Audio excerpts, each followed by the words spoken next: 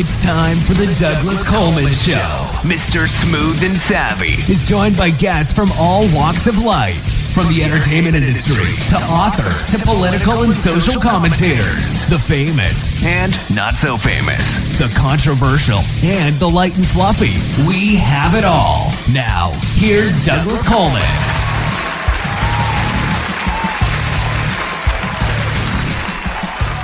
Okay. Hi, Tyler. How are you? Welcome to the show. Hey, I'm good. Thanks for having me. Oh, thank you for coming on. My pleasure. So you got a book out called The Maniac with No Knees, which is a pretty interesting title.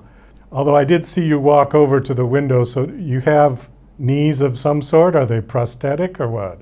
I've ruptured both of my patellar tendons. A ruptured patellar tendon is a very rare injury. It's when your knee goes into your quad. It happens once for every 147,000 human years. So to do it twice, it's kind of got the same odds of discovering life on other planets. But to answer your question, I'm right now basically a year to the day from my last ruptured patellar tendon. And, I'm running, but I'm not running 5-minute miles like I was a year ago. I'm running more like 9.5-minute miles. So I've still got a long way to go, but I'm working hard. And you'd be hard pressed to find anybody in the world with knees that are as bad as me. Okay, but you look fairly mobile. You're not wheelchair bound or with a walker or crutches or anything like that, right? So you can walk on your own. You said you're running on your own. Yeah, I'm running. I mean, I'm trying to get back onto the rugby field. Okay. Were your injuries as a result of playing rugby? I mean, that's a pretty rough sport. Yeah, both injuries were from rugby. I play the flyhalf position, which is kind of like quarterback, meaning, if you're healthy, you can play into your 40s. But, obviously I've had some bad luck anyways. Well, it's interesting because when I first read your bio, I thought you were going to be British or Australian, because rugby isn't really as popular in America as it is there. Did you do all of your primary playing in the United States, or did you play in England or Australia more? I grew up playing football. I started playing rugby in college. My team won 3 conference championships and were nationally ranked. And, I got recruited to play for a premier rugby team, which had guys from all around the world. It had Team USA stars on it, people that represented countries like Fiji and Australia. But when I was 24, that was my first ever ruptured patellar tendon, and that led to my first ever manic episode, which kept me off of the field for a long time. I had ambitions to play at the highest level, but obviously those two things kind of kept me from doing that. How long ago did you sustain these injuries? The most recent one was 1 year ago, basically to the week. The first one was 8 years ago, 9 years, 8.5, 2016. Well, you said it was as rare as finding life on other planets. How did you manage to do it then? That's a good question. I've asked tons of orthopedic surgeons, why does this happen to me? They don't have a great answer for me. You can take a look at some of my rugby highlights and see the way that I can bend and contort my body, and you might say, okay, that's not normal. That's probably leading to it. But to be honest, there was an incident, in 2016 where I ate a goat's eyeball, and it led to extreme food poisoning. They put me on this medication that made my hair fall out and everything taste like silver. And I researched it later and found that medication had a high correlation with tendon ruptures. So that probably could have been it too. Okay, I don't even want to ask about the goat eyeball. That sounds like a fraternity dare of some kind or pledge. But so you're saying that the medication that they gave you could have possibly aided in you sustaining these injuries? I just don't have a good explanation otherwise. What do the doctors say? They don't have one either. They just say it's all random. You're just as likely to have this injury as anyone else. So I don't know. I really don't. I would assume it was incredibly painful. Yeah, I mean, so when your knee goes into your quad, that means the rest of your leg is kind of just dangling there. So it's, people say that when you have a compound fracture where a bone comes out of your skin, that's really visually traumatic. To have your knee kind of go up into your quad, upper leg, that's also visually traumatic. So to repair this, I assume you had to have surgeries? Yes, yeah. So basically, your patella is held in place by, let's call them rubber bands. My rubber band snapped, and so it went up into my body further. So what they do is they drill 3 holes in the patella, and they weave the tendon back through. Okay. How long were you unable to walk? I mean, I was in a full leg cast from a day after surgery. Oh, so you could walk so with I the cast, could peg yeah. leg around, no problem. Okay. But to walk without the full leg cast, it took probably 5 months. And I imagine a lot of rehab. A lot of rehab. Yeah. Yeah, I mean, it's been one of my biggest time commitments ever since. So the Maniac with No Knees, why did you decide to write this book? I mean, other than Oh, we know what it's about, I think, but why did you decide to write a book about it? yeah, I mean, I didn't in my right mind decide to write a book, but when I ruptured my patellar tendon for the second time, I went manic. You go manic when you experience some sort of trauma in life. And this causes you to be righteous. It causes you to no longer care what people think. It causes you to think really fast and just be singularly motivated on a goal. And when I went manic, I just started typing on my iPhone my life story on the Notes app, and I published each page to Instagram.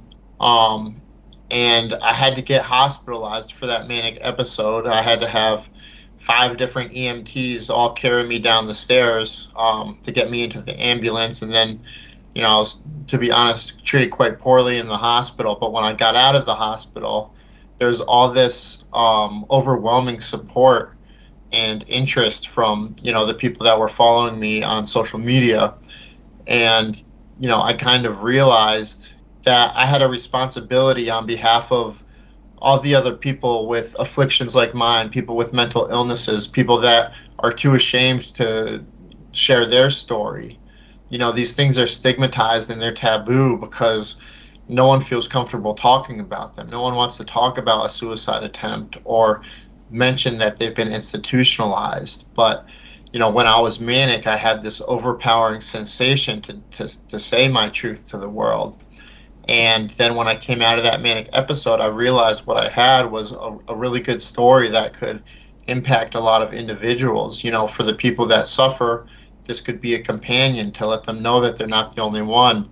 And to the general public, I've been treated so poorly by the general public for so long because of manic episodes, because of suicidal depression, that it's kind of something that the general public needs to learn a lot about and understand what these things are like.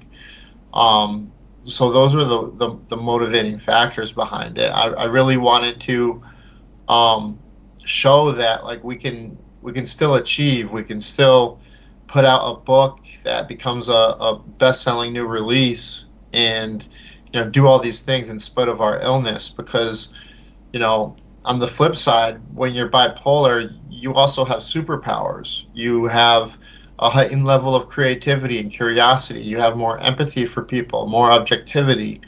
And so for all my curses, I have my blessings too. When you mentioned manic episodes, I mean, were these violent outbursts?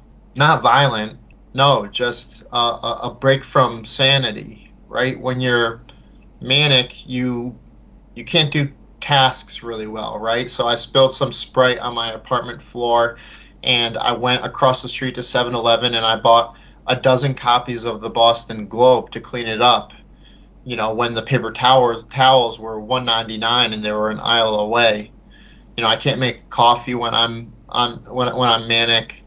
I've done things like I started a cryptocurrency company and got invited to a conference to pitch it to venture capitalists, and I thought that I was about to change the world. And then when I got home, because I was unable to measure risk or anything like that, I trusted a man with my cryptocurrency wallet, and he stole $450,000 from me. Oh, So when you're manic, you can do a lot of irrational things. And what happened after that $450,000 was stolen from me, I went to coach the college women's rugby team that I was coaching the next day.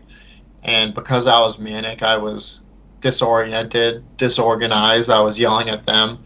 I lost my job as a result of that. So mania can be pretty destructive. But in the case of, the genesis for my book, it was kind of like divine intervention. well, you're right about mental illness, that we have a long way to go. We have made some improvements over what was going on 50 years ago, 75 years ago, where they would just lock you in a room and strap you to a bed and pump you full of drugs and perform lobotomies and all kinds of horrible things on people. But there's so many variations to mental illness. What you're describing to me almost sounds like dementia in some instances. The disorganization, you can't get from A to B logically, right? I think I'm bipolar, definitely. Okay, but not delusional, the lithium, right? the mood stabilizers that I take, they can impact, memory. But, I wasn't on those things when I was experiencing most of my manic episodes. Okay, Right. You're currently taking medication? I take so many medications. Yeah, I have mood stabilizers, antipsychotics, ADHD medication, anxiety medication, medication for alcoholism. I probably take 6 different medications each day. Oh, all right. How do you feel generally now? I'm stable. My illness is not going away, and I think that's a misconception when, bipolar people see me on TV or see me on a podcast, and they think that I've made it to the other side of bipolar. But there is no other side. I'm stable now. I'm on medication that allows me to live my life, because I don't think if I wasn't on those medications, I think that I would probably have lost my life by now. So I'm really fortunate as far as that goes, but I'm still, I'm not suicidal, but I think about suicide every day, right? There's a really fine distinction between the two. I'm not ruminating on it. It doesn't, occupy my entire brain. It's not something where I see illusions of myself hanging from trees anymore. But when something embarrassing happens or I'm feeling a little depressed, yeah, I think about it. And that's going to be with me for the rest of my life. But the way I'm able to live right now, the way I'm able to write and work and, be a contributing member of society is all because of my medications. Okay, well, that's something for medication. We do have to wind this down. We are quickly running out of time. So the book is called The Maniac with No Knees. Has it been released? Yes, it was released January 11th, so it's been out for almost 3 months now. Okay, how's it doing? You getting good reviews? Yeah, getting good reviews. For the first month, it was rated as a best-selling new release on Amazon. It's fallen from that, but it's people are reading it. I hear feedback all the time, and I'm not checking the book sales. It gives me anxiety to even think about it. I don't want to quantify my success, but I would say that so far, the release of the book has definitely been a success. Okay, great. Well, Tyler, thanks so much for coming on the show and sharing your story. The last question, do you have a website that you want to give out? Yeah, go to www.tylerkania.com. That last name is spelled Kania, or follow me on Instagram. That's where I put out most of my, new short essays and stuff like that. I'm coming out with a new book of essays and short stories.